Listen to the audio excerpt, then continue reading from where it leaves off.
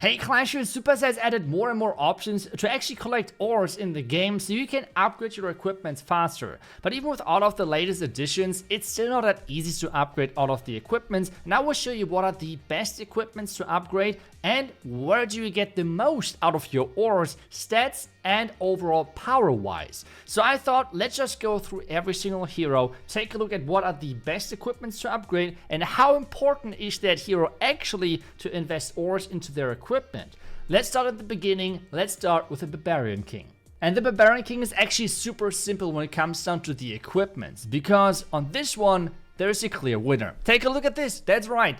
I have typically always the different strategies listed, but on this one it's just straightforward. I have not seen a single pro with whatever strategy use a different combination in a proper tournament than actually the Gauntlet with the Rage Vial. This combination is just the best. The synergy between those two is unmatched with any other equipment combination, which makes the Baron King kind of boring, but as well easy to upgrade, because it's only 2 equipments you have to actually level up.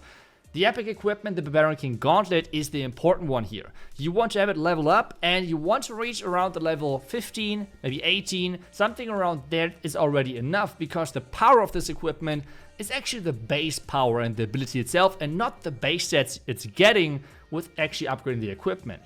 Why do I talk about level 15 to level 18? Well, the importance with equipment, and this is now for every single equipment in the game, the power is getting increased drastically every 3 level. That's right, every 3 levels. So level 3, 6, 9, 12, and so on. So for example, if we would upgrade the Vampire stat from level 17 to 18, which is exactly in this rule of 3, it would get a ton of more value. 50 healing per hit is a ton of healing, considering this is just 1 level.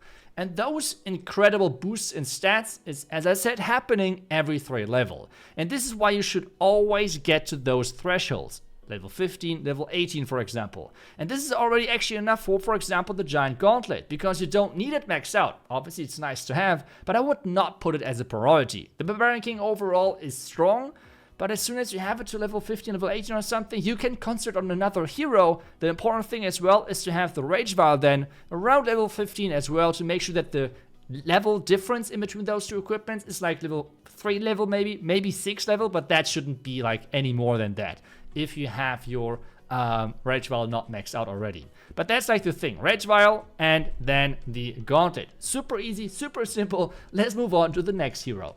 For the Archer Queen, we have a couple of more options when it comes down to viable equipments which you can choose from. The only thing which you should avoid, that's right, is the Giant Arrow. This thing, if you're looking forward to have the highest chances of 3-starring, is not good. I mean, yes, it's fun. It's cool looking, I guess, but it's not really strong compared to the other equipments. There's overall 3 equipments you should take a closer look at, and you should try to upgrade depending on the strategy you are running. So for example, the Invisibility Vial is incredibly important.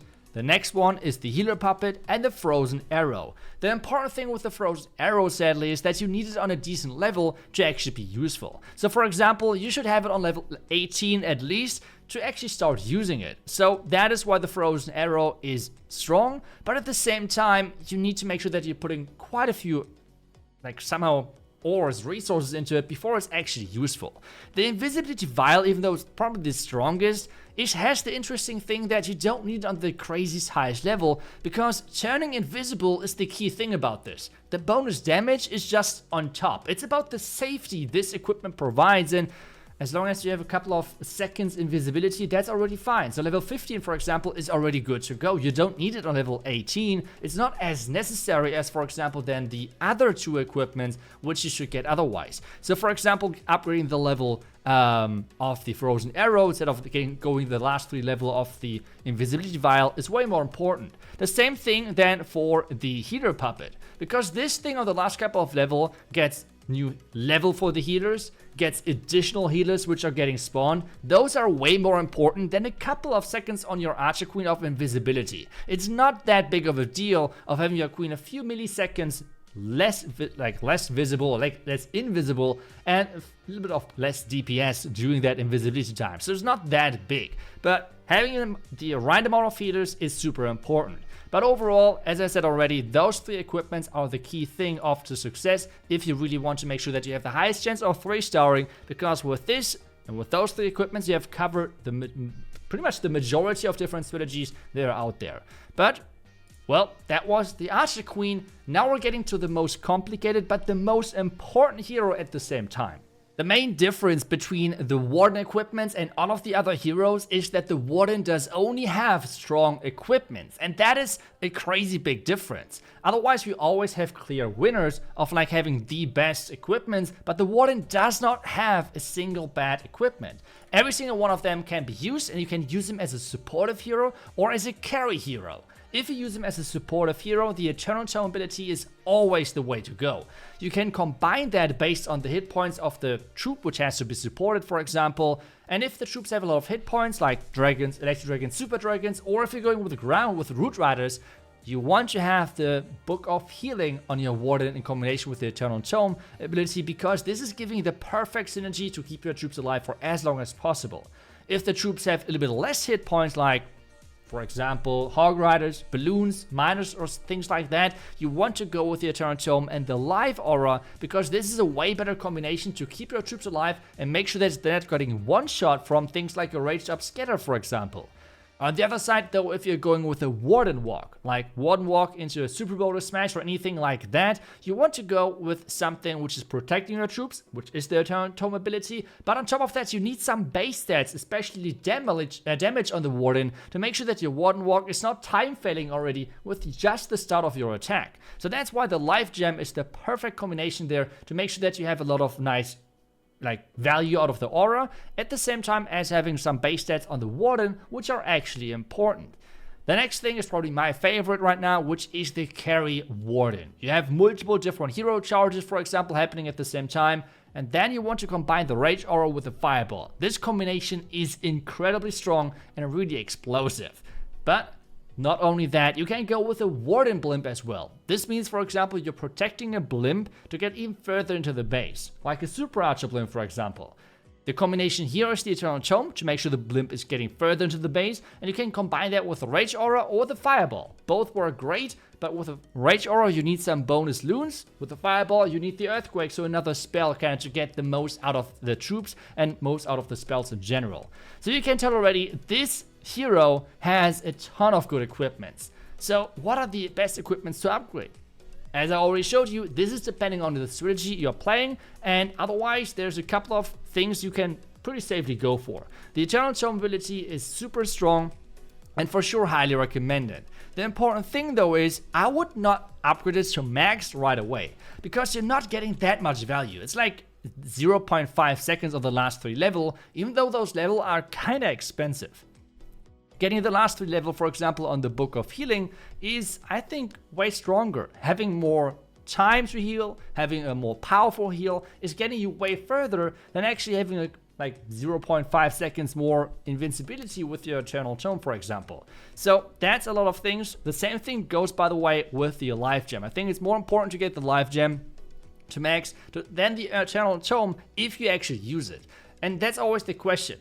What strategy do you play? And then based on that, you have to decide to go for the correct equipment. I will in the future as well still show a lot of this combination, which right now is my personal favorite because it allows you to have the Warden become a complete carry hero, which I think is super cool. It gives you a lot of freedom as well to do then other stuff with your other heroes and not relying as that much to actually support like on the support of your Warden to other troops. So you have actually troops which can work on their own, which is quite nice as well. But overall, the Warden has to be your priority when it comes down to equipment. Those equipments are typically the biggest game changers, have the most impact on your attacks, and compared to the Archer Queen or to the Barbarian King, which have still really strong equipment, the Warden equipments have the most impact on your attacks in general, and that's why they should be upgraded first and try to get max or close to max as much as possible, while the other equipment should be kind of then like parked, I guess, on like level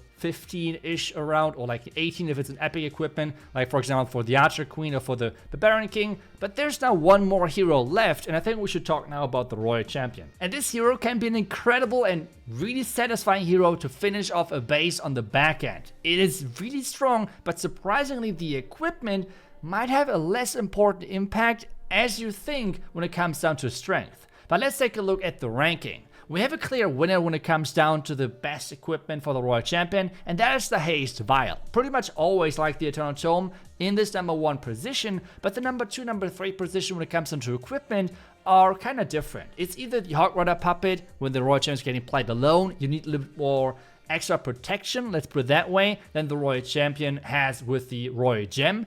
But if you deploy the Royal Champion close to other troops or even behind other troops like Root Riders, for example, you have a lot of protection. You don't need the extra protection of the Hog Rider Puppet. Instead, you can just go for the bonus damage of the Royal Gem, and that's why it's pretty much way better in a lot of cases.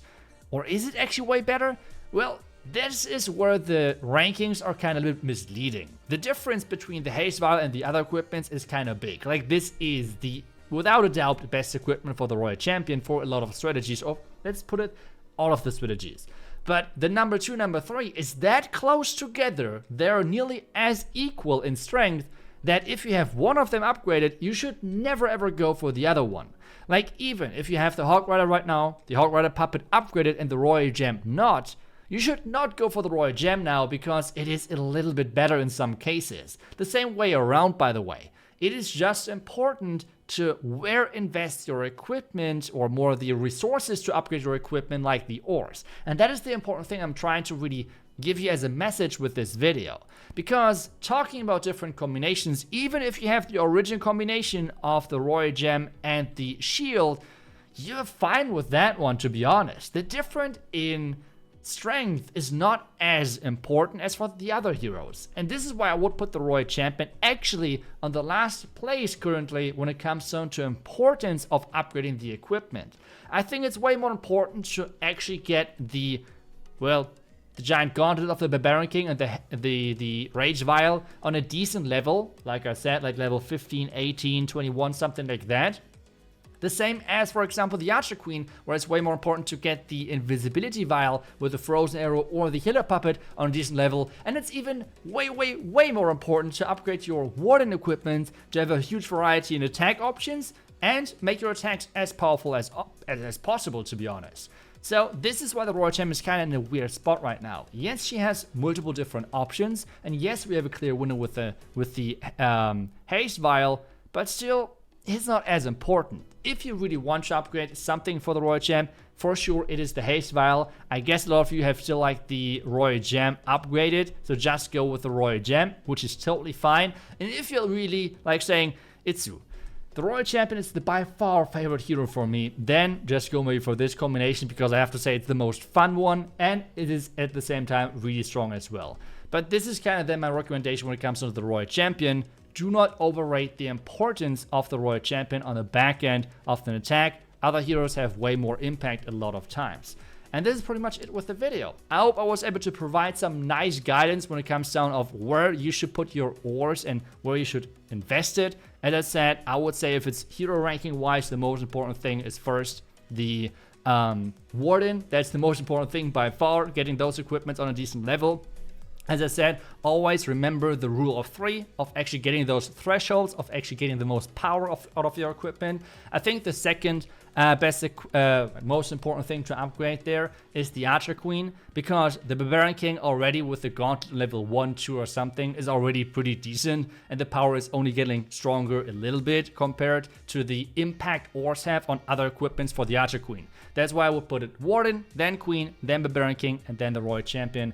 An importance of their equipment, of getting them to a decent level, I guess, and then slowly maxing those out. I hope that was helpful. Thank you so much for watching. I will see you guys back tomorrow, by the way, with the next Flash video. Until then, see ya, and bye-bye.